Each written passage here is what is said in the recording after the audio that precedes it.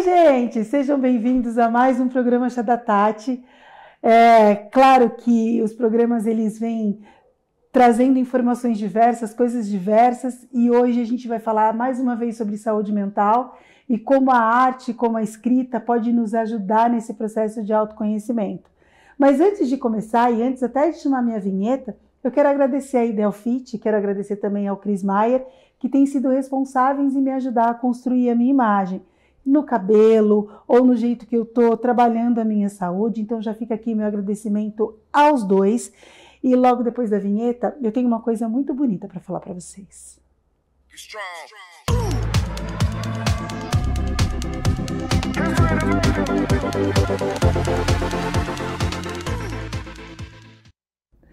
Olá, meus amores, sejam bem-vindos a mais um programa. E eu vou começar esse programa dizendo que é uma realização minha. O professor Washington Souza, que está aqui com a gente, que vai conversar conosco sobre essa questão que a gente vai falar de saúde mental, sobre arte, sobre música, é alguém que eu não tive, já esteve com o programa Chá da Tati uma outra vez. Quem entrevistou foi a Thaís de Jesus, que brilhantemente fez um programa que mexeu profundamente com o meu coração e que a soma daquele programa com os conhecimentos do professor norteou um momento muito triste da minha vida, que foi a morte do meu pai.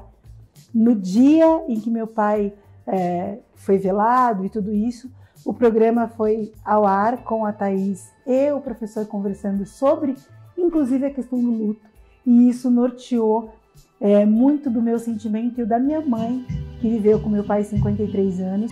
Nem mesmo o céu, nem as estrelas, nem mesmo o mar e o infinito não é maior que meu amor, bem mais bonito. Me desespero a procurar alguma forma de lhe falar como é grande o meu amor por você. Nunca se esqueça nem um segundo que eu tenho amor maior do mundo. Como é grande o meu amor por você. Nos ajudou naquele momento a entender algumas coisas, a nos ressignificar, e naquele momento foi uma mensagem que nos ajudou, inclusive, a como lidar com isso.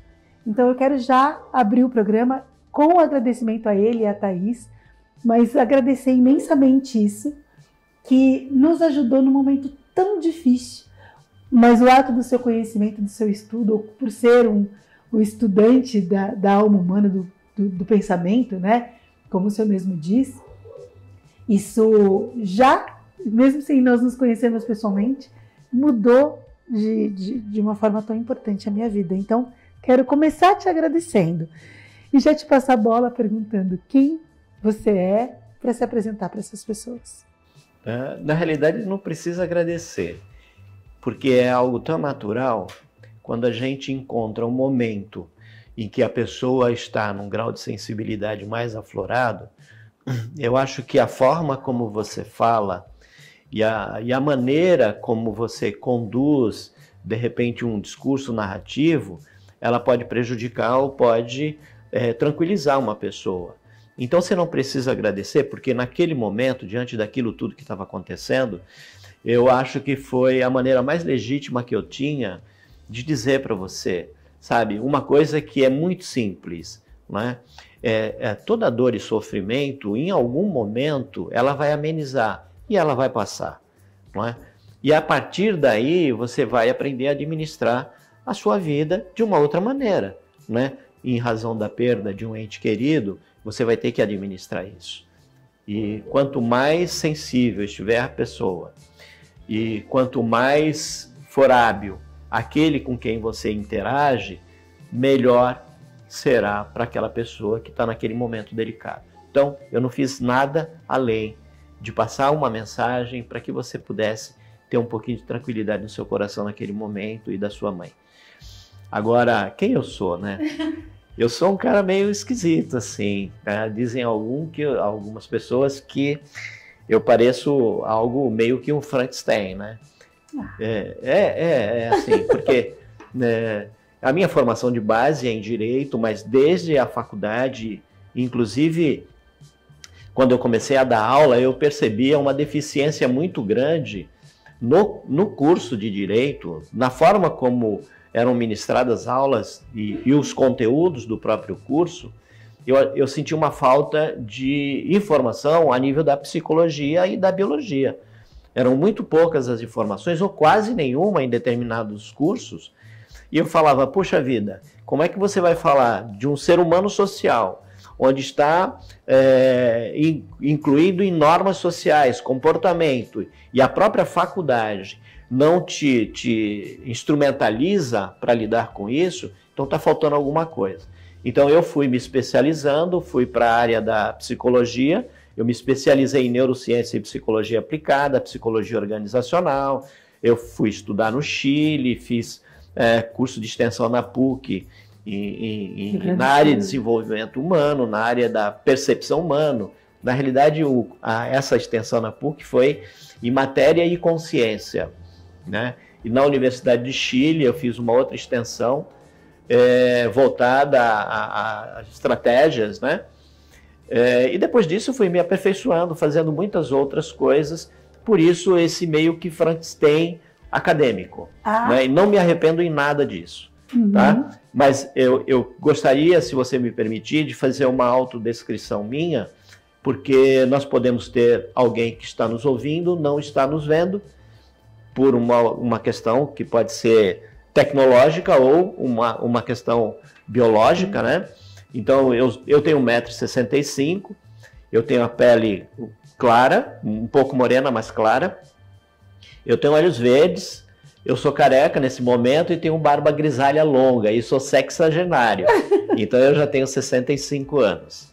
Né? Então aí fica mais fácil as pessoas terem uma ideia de quem sou eu. E qualquer um pode me chamar de Tom, fica mais fácil, né? Do que esse discurso desse nome comprido, Oxen, Tom. Então fica só no Tom no final. E é isso. Que ajuda bastante. Estou aqui à disposição. Eu vou aproveitar, eu nunca fiz isso, mas eu vou dizer, eu sou uma pessoa bem gordinha, eu sou uma pessoa gorda, cabelo curto, que está liso no momento, e sou bem sorridente, eu vou dizer assim, mas eu tenho quase 1,65 m de altura, e é isso também. Vou aproveitar para que essas pessoas que não tem o Jean, que não, né, que está com a gente aqui, então já fica essa descrição. É ensinamento, de qualquer forma, porque é uma coisa que eu também nunca fiz, sabia? De respeitar até esse ambiente de quem nos ouve. Aparece o programa Show da Tati no YouTube também, é uma coisa muito interessante. Agora vamos ao tema, professora. A gente vai falar sobre saúde mental, né? Mas eu já quero pegar isso de quando você falou que fez a faculdade de Direito, de fato, quando a gente fala principalmente em direito criminal, né, em direito, quando a gente fala em direito penal, mas a gente está falando sobre a área criminal, ou inclusive direito de família, tem umas questões aí que de fato você precisa ter conhecimento humano para poder lidar com isso. Ou na acusação, ou na defesa, ou inclusive quando você vai trabalhar com abuso de crianças, ou você vai defender essas pessoas, tem todo sentido as pessoas terem que ter um conhecimento humano. E é nessa linha que te fez sentido começar a estudar e entrar a fundo? Então, é assim, o que acontece no direito? Existem os auxiliares do sistema, né? Então são profissionais, são peritos, que quando um juiz precisa de um laudo psicológico, né? Ou um laudo biológico qualquer, ele vai se servir de peritos, são profissionais que estudaram dentro de cada um, dentro da sua área, da área médica, da área da psicologia, da área da engenharia, seja onde for. Só que o que acontece? Eu entendo que todo profissional, principalmente na área do direito, ele precisa conhecer sobre comportamento humano. Porque, independentemente dos auxiliares dentro de um processo, dentro de um procedimento jurídico, o profissional que vai lidar, o advogado, o juiz, o promotor, né, e todos os auxiliares, eles precisam conhecer sobre comportamento humano. Porque, por exemplo, os auxiliares da justiça vão recepcionar as pessoas, né? Vão estar ali na antessala, a pessoa está nervosa, vai entrar para uma audiência. Então, se você tem um tratamento adequado, essas pessoas já se sentem mais tranquilas, porque é um ambiente intimidador, né, para qualquer um. E o profissional vai atender um cliente, se ele não conhece de comportamento humano, se ele não conhece um pouco de psicologia, ele vai ter grande dificuldade de compreender aquele discurso, aquela narrativa daquela pessoa, do seu cliente, eventualmente no caso de um cliente. Para o juiz também, mas são profissões que eu digo assim, onde parte? Você vem de uma sociedade e vai fazer um curso de direito. Quando você vai fazer um curso de direito, você acredita que você vai aprender ali disciplinas para te instrumentalizar para ser um excelente profissional, para poder lidar com tudo isso. E no futuro, se for o teu objetivo, se candidatar, né, participar de um concurso público para qualquer uma das outras áreas jurídicas. Então, se você já tiver uma base ali iniciada no curso de direito, você tendo interesse, você pode se aperfeiçoar, mas você precisa de uma base. Então, era por falta dessa base que me incomodou, que eu fui buscar mais conhecimento. Porque no máximo que você tem, ou tinha, pelo menos na minha época, era o curso de medicina legal. E era um curso que é extremamente desvalorizado. Então você tinha, às vezes, passava 6 meses tendo essa disciplina, era uma aula por semana, 50 minutos de aula por semana, né? E muitas vezes era colocada na grade no sábado, que era meio complicado para os alunos estar lá.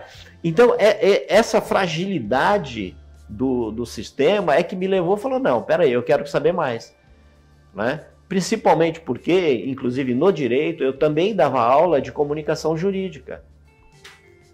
Então, comunicação é conhecer o ser humano, sim, nas suas mazelas, nos seus sentimentos, nas suas emoções, no seu comportamento. Então, isso, na realidade, é que me levou para fazer, me especializando nisso.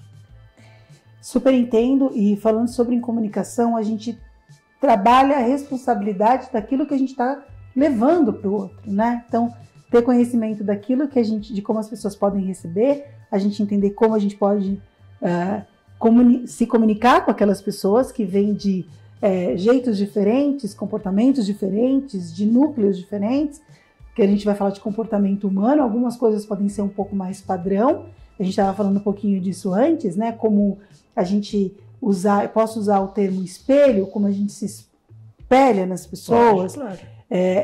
Como a gente tem a necessidade de conviver junto com outras pessoas e como a gente se espelha naquelas pessoas que, de certa forma, nos impactam de maneira positiva, né? Ou nos impactam de algo que muda a nossa vida. E aí, quando você vai dar aula, isso também vai dar aula, vai se comunicar, e assim como eu estou aqui no Chá da Tati, isso é importante, a gente estudar e conhecer um pouco mais do ser humano. Sem dúvida, é fundamental, né? Porque, na realidade, a gente se relaciona através de um sistema de comunicação. Então, quanto mais eficiente o teu processo de comunicação for, mais eficiente vai ser a sua relação com as pessoas. Você vai ser mais claro, as pessoas vão te entender, né? Você vai entender melhor as pessoas, isso vai fazer com que socialmente a comunidade possa estar mais integrada, né? Não significa que vai ser perfeita, não. Mas quando você tem um bom sistema de comunicação, a partir do seu conhecimento em relação a como o ser humano interage, como é que ele se expressa, um momento de desespero, num momento de fragilidade, né? Um momento em que essa pessoa esteja em dúvida com o seu pensamento em 1000 problemas. Então, quando você aprende a se comunicar de forma eficiente, né, parece que o mundo fica mais claro, parece que as coisas começam a se alinhar. E esse caminho para que eu possa me comunicar melhor com o outro entra no nosso autoconhecimento. Sempre, né? Sempre, porque o que é o autoconhecimento? É você se conhecer, é você conhecer a si próprio. E às vezes, é claro, dependendo da situação, cada indivíduo tem uma forma de lidar com isso. Mas quando você fala em autoconhecimento, é saber como você é, como você interage com você mesmo, como você está predisposto a agir ou reagir em determinadas situações. Muito embora, enquanto ser biológico, nós temos uma tendência natural a reações que às vezes elas não são tão previsíveis, porque aí vai depender daquele momento que está acontecendo, que a nossa estrutura biológica já nos preparou para isso. Não é? Então, quando nós estamos numa situação em que de repente você toma um susto, o teu organismo ele vai reagir biologicamente para dar conta daquilo que está acontecendo. Então, se você, por exemplo, tem pessoas que quando tomam um susto muito grande ou se depara com um momento difícil, uma agressividade, uma violência ou qualquer coisa assim, cada pessoa vai reagir de uma determinada forma. Por quê? Porque o seu organismo, metabolicamente, ele vai se preparar para aquilo que está para vir. Se é um momento de defesa, de fuga ou de uma reação, de uma energia para você reagir. Então, é interessante quando você vê muitas, entre aspas, essas pegadinhas, que às vezes são realmente coisas muito horríveis, que eu não recomendo para ninguém passar por isso. Tem algumas pegadinhas que algumas pessoas dão susto em outras, né? E a partir daí as pessoas reagem cada um de uma forma diferente. Alguns realmente desmaiam mesmo, outros as pernas não funcionam, elas caem, outras já se colocam em prontidão para reagir fisicamente, agressivamente, não é? Algumas entram e paralisam, ficam paralisadas, não tem reação nenhuma. Por quê? Porque o nosso organismo ele já está, vamos dizer assim, instruído biologicamente, metabolicamente, para poder lidar com essas situações. Então nós temos hormônios que vão fazer com que esses hormônios sejam glândulas, né, que produzem determinados hormônios, vão agir para fazer com que o teu músculo se prepare para uma fuga, né? O teu intestino ele vai parar de funcionar para colocar energia em outros movimentos, porque é biológico isso. Eu vou fazer até uma outra pergunta relacionada a isso, mas antes de tudo, gente, deixa eu chamar a Nona Rosa para vocês. Vocês vão ver as imagens aí da Nona Rosa, que fica ali na Avenida Padre Manuel da Nóbrega, número 356 da Padre Manuel da Nóbrega, na altura do Alto Posto Ana Dias. Lá, a Nona Rosa ela é especialista em café, é um lugar para você. Ela era uma conveniência que virou cafeteria. Cada dia a Nona Rosa aqui, a Andresa, está se especializando mais em quem gosta de café. Para quem gosta de café, café real, assim, sabores, café sem açúcar, que eu até brinco, professor, eu falo que é psicopata quem gosta de café sem açúcar. Não sei se o senhor gosta, mas tem uma galera que curte, assim, que eu acho que é muito mais, quer sentir o sabor do café, né? Eu brinco com isso, mas para quem gosta de café, lá é o lugar ideal para você ter experimentações, assim, é muito gostoso. Eu vou passar para vocês o seguinte, lá você acha o chá da Tati, que ela fez um chá específico com os sabores que eu gosto, então tá lá no cardápio. Se você precisa de presentes de última hora, que você precisa presentear alguém, surpreender alguém, lá é um ótimo lugar também, no universo do café. E fica meu conselho para mesa posta, para fazer o café colonial também, você consegue encontrar. O telefone da Nona Rosa é o 13-997-21-4453. Entre em contato com a Nona, fale com a Andresa, marque seu café, surpreenda as pessoas, que você não vai se arrepender. Professor, isso que o senhor está dizendo, que tem umas questões biológicas, tudo isso. É claro que a gente tem questões físicas que nos vêm os nossos mapas, para os nossos reflexos, para as nossas ações. Mas voltando ao autoconhecimento físico, biológico, porque a gente vai entendendo em cada situação do tipo, se eu for assaltada, eu tenho certeza absoluta que eu vou reagir. Não, mas eu tenho certeza que eu vou correr. Não, eu vou ter calma o suficiente para entregar a minha bolsa e deixar o cara embora. Isso é uma coisa que a gente consegue também ir entendendo, tem a ver com o biológico, mas também tem a ver com o nosso mental. Eu estou falando uma grande bobagem ou isso é um caminho? E eu consigo descobrir essas minhas possíveis reações, por exemplo, um caso de traição. Ah, mas se eu pegar me traindo, eu vou lá e vou bater nos dois. Ah, não, eu vou olhar e vou sair andando, nunca mais vou falar com ninguém.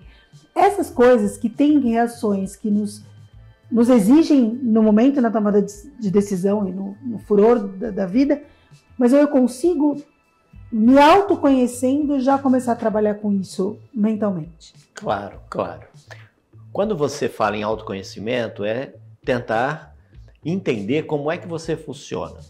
Mas para saber como é que eu funciono, eu tenho que analisar as minhas experiências. Como é que eu funcionei, como é que eu me comportei em determinadas situações. Então você tem algumas referências, né? Pega um momento muito triste ou um momento desafiador, onde você teve que tomar decisões que não eram agradáveis, no momento em que você ficou sem reação, o que aconteceu. Então, para você entender como você funciona, você tem que fazer uma análise de como você tem experimentado a vida. Como você reagiu nesses momentos.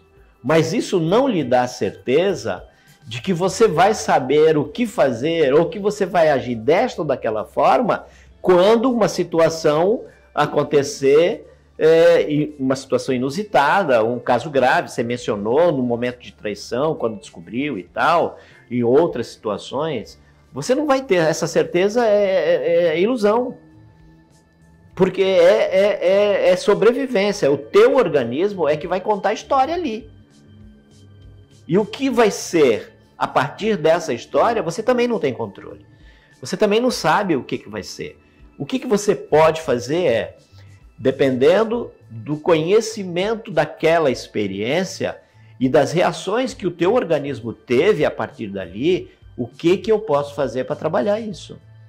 Se você trouxe um trauma de alguma dessas situações, claro, qual é o ideal? Se tem um trauma que te desconforta, que te desorganiza, que te faz ter uma vida sofrida, você tem que procurar um profissional da saúde mental, né, para poder te orientar. Então você vai aí para uma psicologia, um pessoal da área da psicologia.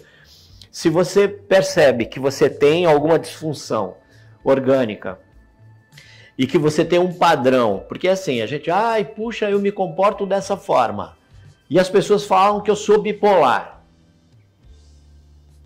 E mais de uma vez você percebeu, aí você começa a pesquisar, né? O que é ser bipolar? Aí você começa a pesquisar os comportamentos padrões dentro desse quadro, né? Desse quadro da bipolaridade. Aí você vai falar assim, puxa vida, tem muita coisa aqui que é verdade, eu tenho esses comportamentos. Isso aqui está de acordo com o que eu tenho experimentado da vida. Então, significa dizer, você tem um autoconhecimento sobre a sua história, né? E aí você faz confronto com um comportamento que você até então não entendia, e aí você percebe que tem um alinhamento. Tem um alinhamento, você vai ter que procurar um profissional para ver como é que você vai lidar com isso. Tem um alinhamento biológico, você vai procurar um psiquiatra, dependendo do grau de comprometimento, né? Por quê? Porque às vezes pode ser uma disfunção hormonal. Você pode ter uma disfunção hormonal que vai te levar a ter alguns comportamentos. Então é muito difícil você fazer o autodiagnóstico. O melhor é procurar um profissional para fazer uma análise, ele vai fazer uma anamnese, vai analisar todo o teu histórico, tá? Para a partir daí, e às vezes com o auxílio de outros profissionais, para poder fechar um diagnóstico. Então não é assim, eu desenvolvi habilidade de autoconhecimento, eu me conheço de cabo a rabo, eu sei como eu vou ser, como eu vou agir, o que eu gosto, o que eu não gosto. Pera, não é por aí. Não vai dar conta. Então aí você, a partir desse autoconhecimento, já traçar um diagnóstico, isso é falho. Você pode pegar um caminho totalmente ruim para você. E o ideal, procura um profissional da área médica. E a gente tem uma tendência, principalmente agora com a tecnologia, Google, tudo que a gente fala, o TDAH, eu até peço desculpa se eu estiver sendo muito, e o senhor até me corrija, eu falei que ia chamar de você, né? Até me corrija, mas, por exemplo, as pessoas parecem que é moda, não, eu tenho TDAH, como se aquilo fosse um status, desculpa, um status, não, mas agora eu sou uma pessoa que tem, não só, eu tenho ansiedade sou uma pessoa totalmente ansiosa, eu tenho ansiedade, eu tenho crise de... Parece que as pessoas se sentem orgulhosas de ter essas questões. E eu digo, assim, não é por uma questão de ser ruim ou não, mas é porque são características físicas e biológicas que, se de fato forem analisadas, elas precisam ser tratadas. Sim, claro. Porque isso nos traz... isso não é fácil, né? Conviver com essas questões... É desconfortável, né? É desconfortável. Toque, por exemplo. Então, tem algumas situações, tem alguns quadros que eles não têm cura. Você só tem que administrar, não é? Agora, o que acontece? Antigamente, qualquer pessoa que tinha uma desconformidade social, ou física, ou biológica, ou cognitiva, essas pessoas eram colocadas isoladas da sociedade, não é? Até porque não se conhecia exatamente o que fazer, como lidar. Aí tinha tratamento de choque, tinha umas coisas muito loucas, né? Hospícios, manicômios, as pessoas eram jogadas lá. Só que isso mudou, a sociedade mudou. Então, quando você vê uma sociedade que começa a compreender que todo ser humano é um ser humano digno e precisa ser respeitado e ser tratado como um ser humano. Então, quando você vê uma sociedade que começa até pelo desenvolvimento do estudo, né? Começa a fazer esse reconhecimento, e aí você tem a tranquilidade de assumir que você tem um determinado transtorno, e você diz, eu tenho transtorno de ansiedade. Não é necessariamente para me colocar num determinado status social. É aquela questão do autoconhecimento. Então, se você tem um diagnóstico, não é? Um diagnóstico trazido de forma séria, técnica, e aí esse diagnóstico traz que você tem esse comportamento. O que você vai fazer? Se alguém perguntar, puxa, mas esse cara é estranho, mas pô, esse cara faz isso, essa pessoa faz aquilo. A gente não consegue estar no mesmo momento, porque ele nunca para. E se essa pessoa fala, olha, me perdoa, eu tenho um transtorno de ansiedade, eu tenho um problema, as pessoas vão ter que entender e respeitar essa pessoa e entender que nem sempre as pessoas vão fazer aquilo que você acha que elas deveriam fazer. Então, eu não vejo assim, como se fosse um movimento de que eu tenho orgulho de ter esse transtorno ou não ter. As pessoas hoje já têm essa facilidade de falar sem sofrer o quê? Discriminação. Antigamente, alguém que tinha algum tipo de transtorno se recolhia, ficava isolado no quarto por medo de discriminação e era realmente discriminado. Hoje não. Hoje você merece todo o respeito. Então, veja, se eu estou lidando com você e de repente você tem alguns comportamentos que fogem àquele padrão de normalidade que a gente tem socialmente, e você percebe que isso me desconfortou, aí você fala, olha, você me perdoa, mas eu tenho o transtorno de bipolaridade, ou olha, eu tenho o transtorno obsessivo-compulsivo, ou qualquer um. Você fala, porque aí a pessoa, então tá, e aí vai lidar com você de maneira ela não se sentir desconfortável e também não afrontar você.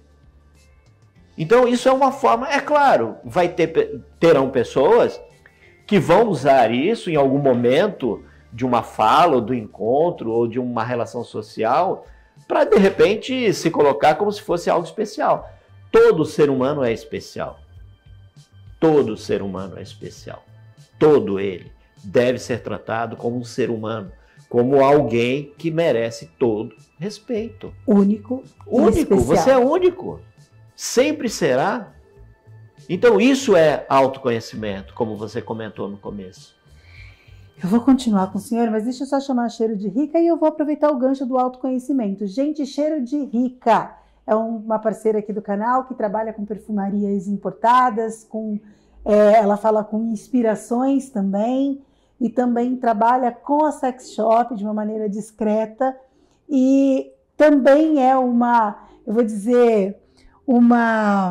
voraz incentivadora de que você se autoconheça no âmbito que a gente fala aí do seu prazer, dos seus desejos, daquilo que você quer olhar para si e aproveitar as coisas que nos fazem bem. Então a gente trabalha, no caso a Cheiro de Rica trabalha com os aromas, que é algo que é muito gostoso, isso identifica às vezes você como pessoa, aquilo que você quer se imprimir no mundo através do olfato, né? Que fala através de como as pessoas vão... você consegue traduzir o que você é através do cheiro que você encontra, do que te representa. Então a Cheiro de Rica está com a gente nesse lugar, assim como ela está conosco pela Sex Shop, sempre tentando conversar, brincar. Para quem conhece aí o Instagram da Cheiro de Rica, que é cheiro.rica, o Rica com 2 Cs, você consegue, _rica, desculpa, então é cheiro_rica com 2 Cs e 2 As no final. Você consegue, através das próprias postagens que eles fazem lá, brincar com essa questão do prazer, para você se entender e normalizar que é gostoso a gente estar aí livre para sermos quem somos e para sentirmos coisas deliciosas. Então a Cheiro de Rica é uma entusiasta disso. Então, lembrando, a Cheiro de Rica você encontra em Peruíbe, em Itariri, em Peruíbe na Rua dos Pescadores, número 139, e lá em Itariri, na Rua do Comércio, número 89. Então, arroba cheiro_rica. O Rica é 2 Cs e 2 As no final, tá bom? Beijo pra vocês. Vamos voltar aqui, professor. Eu tava falando, então pareceu até soou meio preconceituoso, né? Porque às vezes eu fico tão impactada com o que eu tenho visto, tipo, se você tem TDAH, ouve essa música. Se você tem não sei o que, ouve aquilo. E as pessoas acabam indo por um caminho do autodiagnóstico, do que elas acham que é, e eu fico com medo, e eu falo como pessoa, parece que eu tô fazendo terrorismo, não é? Mas assim, de que é algo tão importante a gente cuidar da nossa saúde mental, que uma vez identificado, eu não posso ficar atento só ao que está vindo para mim através da internet ou através de coaches. Não, eu preciso procurar profissionais para que seja diagnosticado, seja revisto e seja tratado. E com segurança, como aí a gente também entra no que você estava falando antes, do nosso convívio em sociedade, a gente saber se colocar para sermos respeitados como somos, ou colocar o meu filho na escola no momento de inclusão e ele ser respeitado e ter direitos como pessoa e como ser humano. E as pessoas também, uma coisa que é impressionante, quando você tem algum tipo de transtorno, seja ele como for, e você se autoconhece, você tem recursos, inclusive, do governo para você ter auxílios, para você ter coisas que te somem, que te ajudem a viver nessa sociedade. E a partir do momento que a gente deixa de olhar isso como de fato algo que precise ser ou tratado, diagnosticado para o nosso convívio, a gente separa deixando isso como algo que pode ser tratado pela internet e pede direitos, pede ações, ou às vezes a gente mesmo acaba indo procurando como é que a gente fala, pessoas para conviver naquele grupo, para fazer parte daquele grupo, daquela sociedade, e a gente se viola. É muito aquém o que eu tô falando? Não, você tem razão, é isso. Agora, é claro, o ideal qual é? Você olhando para você, percebendo a sua forma de existir, de se relacionar, você percebe que alguma coisa incomoda, não só incomoda você, incomoda quando você está num determinado grupo, algum comportamento seu, né? Você dorme mal, às vezes você tem pensamentos, vamos dizer assim, ruins, né? Intrusivos, negativos.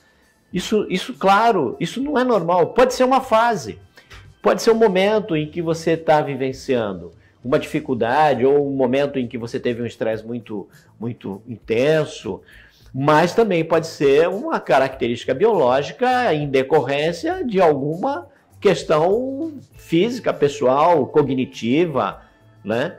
Então, quanto mais você desenvolve a habilidade de se autoconhecer, melhor você vai buscar a informação que realmente possa te atender. Então, se você se autoconhece e você se valoriza enquanto gente, enquanto pessoa, você fala, puxa, eu não quero isso para mim, ou eu quero melhorar essa situação. É óbvio que se você... O primeiro momento, isso é natural, a pessoa vai pesquisar, porque hoje a gente tem informação, né? O que não falta é informação. É o lado bom da internet, né? Mas aí você tem que ter consciência de que você tem profissionais que passaram anos e anos e anos estudando para poder tratar o ser humano dentro daquela área específica. Então, um médico, um psiquiatra, né, um psicólogo, são profissionais que estão preparados para te ajudar de alguma forma. Claro, você vai primeiro naquilo que de repente possa ser mais rápido ou mais econômico, né? Mas é óbvio que a gente tem sistema de saúde, e aqui no Brasil a gente tem um bom sistema de saúde, muito embora não é perfeito, tem muitos problemas, mas tem alguns lugares que só o fato de você dar entrada e fazer uma ficha na entrada de um pronto-socorro, você já deixou piorado um rim, um estômago, o fígado e assim por diante, né? Sim. Então, e aqui no Brasil, a gente, ainda que não seja perfeito, tenha todos os seus problemas, a gente tem isso, né? Então tem essa possibilidade de você buscar, se você não tiver recursos financeiros. Então, quanto mais você se conhece, mais você auto-percebe algum desencontro que esteja havendo, alguma desconformidade, para que você possa ir buscar a solução ou ajuda para isso. E as ferramentas que a gente descreveu, que é a ferramenta da arte, a ferramenta da escrita, isso ser utilizado para esse autoconhecimento, assim, é claro que a gente tem a ideia de que escrever um poema ou escrever um diário, mas o quanto isso pode me expressar na música, a gente fala isso de uma maneira também tão... eu raramente vejo as pessoas escrevendo um diário hoje, mas eu queria que o senhor... Ai, gente, senhor, é você, porque eu tenho um respeito. É uma coisa que... Eu vou variar, tá bom? Fica à vontade. Parece tão óbvio, mas não é óbvio ultimamente. Eu sinto isso. Eu queria explanar um pouco mais sobre essas ferramentas que estão à mão e que a gente quase não utiliza. Então, olha, vou te dizer, Tati, se a gente pensar o ser humano há milhares de anos atrás, né, antes até da escrita, né, que a escrita é mais recente, mas o ser humano ele se relacionava com seus grupos de várias formas. E a gente tem visto, inclusive, nas chamadas pinturas rupestres, onde os humanos, né, daquele período pintavam, gravavam mensagens, informações, cenas ou rituais ou cenas de caça, de pesca, contavam histórias, não é? Então, se você parar e pensar, puxa vida, se há 60 mil, 70 mil, 80 mil anos atrás, o ser humano já se relacionava contando história, é porque esse tipo de comportamento ajuda o grupo. Tem uma função. Tinha lá essa função.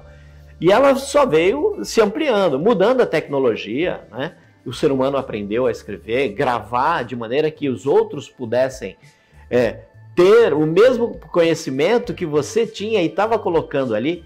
Isso é incrível. Isso cria relações, isso nos ajuda a expor o que está acontecendo dentro da nossa cabeça. E se tem algo que é extremamente terapêutico, é você colocar em alguma coisa aquilo que está acontecendo dentro da sua cabeça, que nem sempre é confortável, né?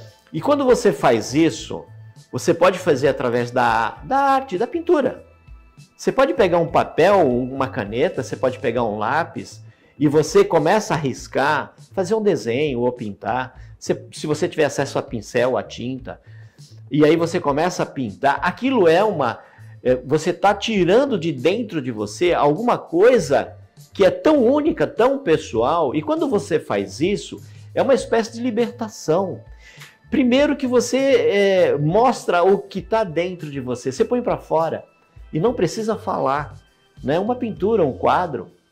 Então, agora, quando você tem a possibilidade de falar, e quando você ainda tem a possibilidade, através dos nossos ancestrais, agradecemos a eles, né?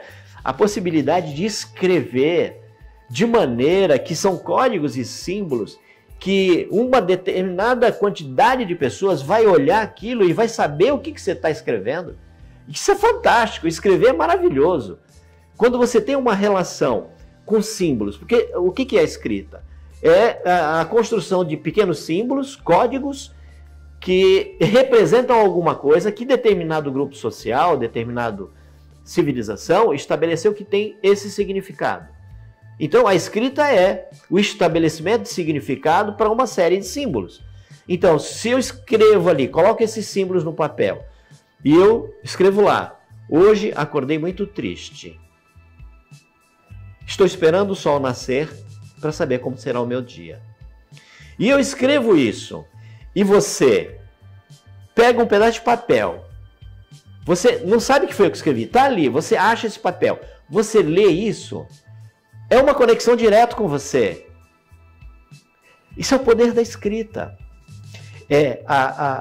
Você tirar de dentro de você pensamentos, sentimentos, emoções, histórias, vivências, e colocar isso de maneira que outras pessoas possam experimentar aquilo que você está pondo ali.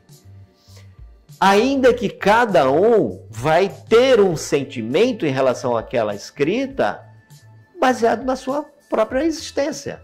Então, quando você pinta, quando você canta, quando você escuta uma música, quando você olha um pôr do sol, né? Quando você sente o frio na pele, quando você sente um aroma, você falou dos perfumes, tudo isso é conexão com a sua existência. Tudo isso é conexão. Tem algumas que podem ser traumáticas, e aí, sendo traumáticas, como eu vou lidar com isso? Então, por exemplo, eu quando era garoto, estou falando aqui no seu programa, acho que eu não falei isso ainda. Eu tinha 7 anos de idade, primeiro ano da escola, eu não tive prezinho, nada disso. Primeiro ano, 7 anos, eu fui fazer a primeira prova de matemática da minha vida. E naquela ocasião, eu tinha 7 anos de idade, você percebe que o tempo já avançou bastante. E aí o professor, ele trabalhava com uma varinha de bambu na mão. E aí eu estava nervoso, era criança, eu estava nervoso, porque ia fazer uma prova ali, de matemática ainda, gente. Pelo amor de Deus. Não é do jeito que era ensinado matemática. E aí o que aconteceu? Minha borracha caiu no chão. Tava tudo arrumadinho, sabe aquela mesinha, tinha um lugar para o encaixe do lápis, da borracha. A borracha caiu, o que eu fiz? Criança, eu abaixei para pegar. Quando eu abaixei para pegar, eu escutei um zumbido e uma pancada na minha orelha, que toda vez que eu lembro, parece que a orelha dói. Mas olha que interessante. E isso foi naquele momento, o professor, porque eu saí daquela posição, que ele entendia que tinha que ser, mas eu abaixei para pegar minha borracha que tinha caído. Ele deu com uma vara na minha orelha, a orelha ficou inchada. Imagina o trauma que eu poderia ter trazido. Hoje eu não tenho problema em relação a isso. Mas você sabe o que me marcou mais do que a pancada na orelha? O cheiro do perfume que o professor usava. Até hoje, se eu estou em algum lugar e eu sinto um aroma parecido com o perfume que ele usava, me vem à memória esse fato. Então o perfume é maravilhoso, porque ele não traz só uma situação ruim, como nesse caso, mas oportunidades maravilhosas. Imagina você estar caminhando por uma alameda de manhã, aquele orvalho ainda nas folhas, e aí você caminhando ali, e aí você sente aquele aroma de flores delicioso, aquele aroma de terra molhada, sabe? Aquele cheirinho gostoso daquelas plantas. E assim, em qualquer situação, isso é memória. Então, quando você tem a possibilidade de contar essas histórias e você escreve um texto e alguém lê uma poesia, ou você vem à sua mente e com algumas pinceladas você tenta retratar aquilo que você sentiu, aquilo que você vivenciou, aquilo que você olhou, aquela beleza. Então é a arte fazendo pela saúde mental o que nenhum medicamento pode fazer. Os medicamentos, eles vão te viciar. E a arte, se te vicia, te alegra, te enaltece. Te liberta. A arte é algo tão necessário, inclusive para imprimir uma sociedade, para criar história de um povo, sabe? Tipo, eu não consigo entender, inclusive dizendo assim, sobre a arte de uma maneira... Arte correlacionada à saúde mental é algo que mexe comigo profundamente. Eu estou falando, até me emociona, porque a gente precisa da arte, a gente precisa sentir a arte. Eu quero sofrer por amor ouvindo uma música triste com Chico Buarque. Você escolheu, né? Não, um exemplo, né? Tipo, como ele diz aquilo que eu quero dizer e não consigo em palavras, sabe? E eu acho isso excepcional, inclusive num país como o nosso, que a gente tem artistas tão incríveis como Tarsila do Amaral, né? Sim, nós temos muitos famosos, né? Nós temos muitos artistas famosos, mas nós temos milhares de desconhecidos que usam a arte e sobrevivem às suas questões psicológicas porque conseguem fazer essa expressão. Eles não precisam ser conhecidas. Sim. Não precisam, né? Como você falou, é uma música, eu escuto uma música, é aquele meu momento de dor, ou eu quero pensar eu quero ter aquela lembrança, trazer de volta aquilo. Pode ter sido triste ou não, mas eu quero revivenciar isso. Eu escutando uma música, tudo é diferente. Quando você faz algo com as mãos, sabe? Usar as mãos é maravilhoso, é terapêutico ao extremo. Quando você faz um tricô, uma pessoa que sabe fazer um tricô, um crochê, quando você costura, quando você faz uma boneca, quando você pinta, o que você faz com as mãos, isso é mágico, é incrível, é incrível. Eu vou aproveitar, só que a gente está falando de personalizados, assim, de como a gente fazer coisas, só para chamar Black Laser, gente. Eu preciso chamar Black Laser, que é uma empresa aqui que trabalha muito com personalizados, então às vezes você vai ter alguma coisa na sua cabeça, exterioriza, mas se você quiser materializar, a Black Laser provavelmente consegue fazer isso para você. Olha a minha correlação, professor. A Black Laser, ela trabalha com impressão 3D, essas impressoras 3D que a gente achava que estavam bem longe da gente, elas estão aqui na cidade de Peruíbe, na Baixada Santista, você consegue falar com a Black Laser. E se você não estiver na Baixada Santista, em qualquer lugar que você estiver do Brasil, eles mandam para você. A comunicação com a internet ajuda nesse sentido. Então a Black Laser está pronta para poder te atender quando você precisar de alguma impressão a laser, quando você precisar fazer alguma coisa sua com corte a laser, cortes precisos, a Black Laser faz para você. Agora, falando disso, de arte, dessa emoção, desses sentimentos todos, desculpa, peço perdão para vocês, deixa eu falar o telefone da Black Laser. Eu vou colocar aqui assim que estiver no nosso ar, eu vou falar para vocês o telefone. Mas uma coisa que eu não posso deixar de falar deles, eu preciso voltar. Eles atendem todo o Brasil, vocês podem ligar no telefone 13991632522. Vocês conseguem falar com o comercial, porque eles podem te mandar e te dizer quais são os caminhos para você comprar quando você não está aqui na região, tá? O preço é acessível, é fácil de conversar e eles traduzem aí algumas coisas que estão na sua cabeça. Criatividade é com eles mesmos. Desculpa, professor. Não, mas olha, eu vou até fazer um corte aqui para dizer uma coisa para você, tá?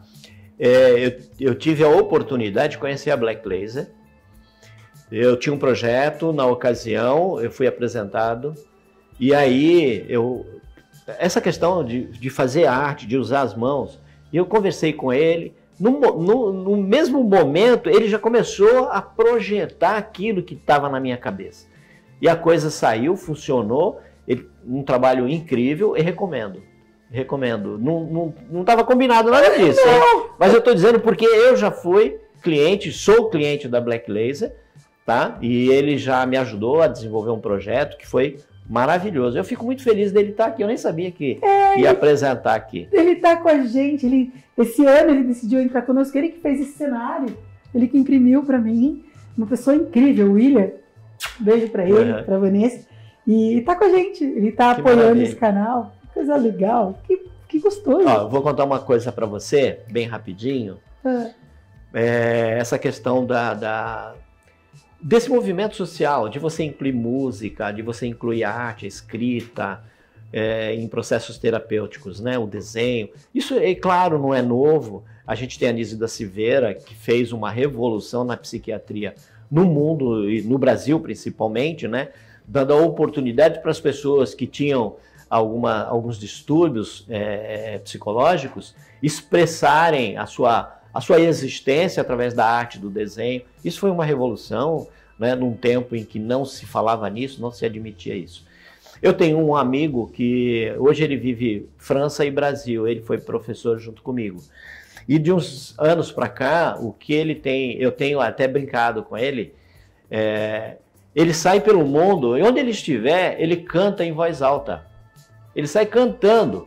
E algumas pessoas acham muito estranho, né? E ele sai cantando, ele está lá com o celular e está gravando, olha, estou em Mônaco agora, estou em Nice, eu vou cantar a música tal, e ele começa a cantar. Ele não está preocupado se ele está harmonicamente bem organizado, se a voz está agradável. Ele canta, é um expurgo, sabe?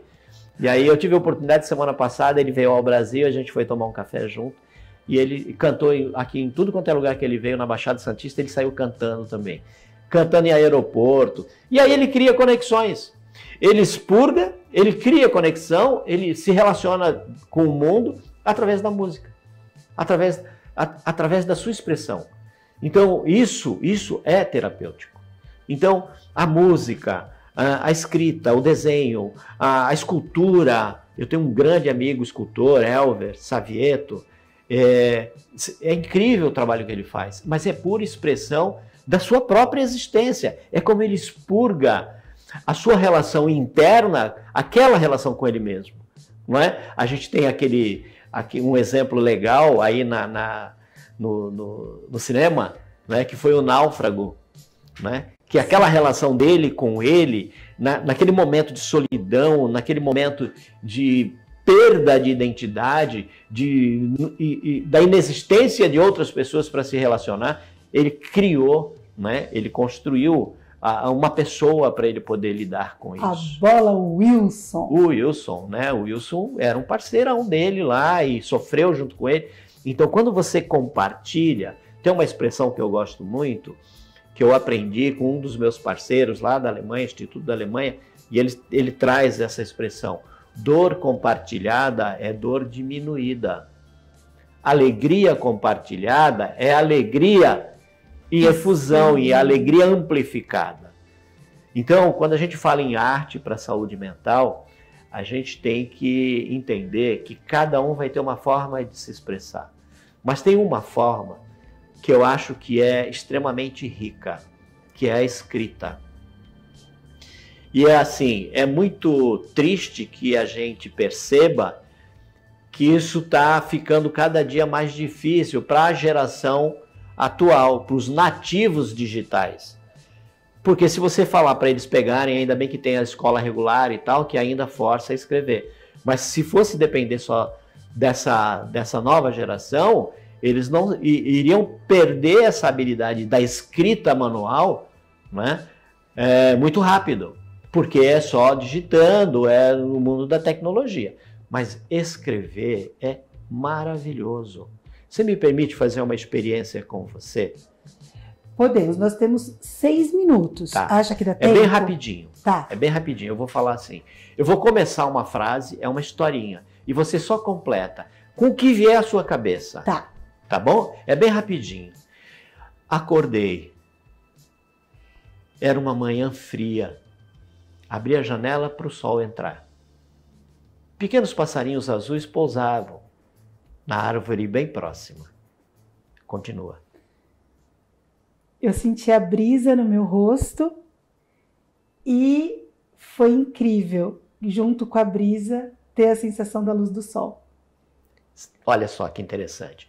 Você pegou uma parcela de uma história, que é o que eu estou dentro, que está dentro de mim, e aí eu te transferi a oportunidade de você pegar o que está dentro de você e complementar essa história. Isso é escrita terapêutica. E é um microconto. É um microconto terapêutico. E quando você faz isso, você meio que te autoriza a produzir e a escrever muito mais. Experimenta. Farei isso, mas antes de terminar, eu quero que o senhor diga como as pessoas te encontram para palestras, para aulas, A gente tem o seu telefone aqui no GC embaixo, mas, por favor, pode dizer... não tem... O pessoal da produção está dizendo que não tem no GC. Tem o arroba do Instagram.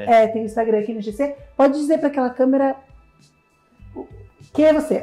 Como te acham? Então, gente, eu sou o Tom. Se vocês quiserem me encontrar, @Treinando Humanidades. Vocês vão me achar lá e os trabalhos que eu faço. Inclusive, eu tenho um trabalho recente, que vai ser a última oficina do ano, que vai ser feita em Santos, presencial. Eu faço questão que seja presencial. É a oficina de microcontos. É como você pode desenvolver habilidades para escrever microcontos, que pode ser para terapia, porque de uma forma geral já é terapêutico, mas para desenvolver habilidades de escrita. Você quer se tornar um escritor? Comece escrevendo pequenos contos. Então, os microcontos é uma dessas oportunidades. Então, eu vou dar um treinamento agora, vai ser 14 de dezembro, em Santos. Se você entrar no Instagram, você já vai ver lá a possibilidade de você se conectar comigo. Tá bom?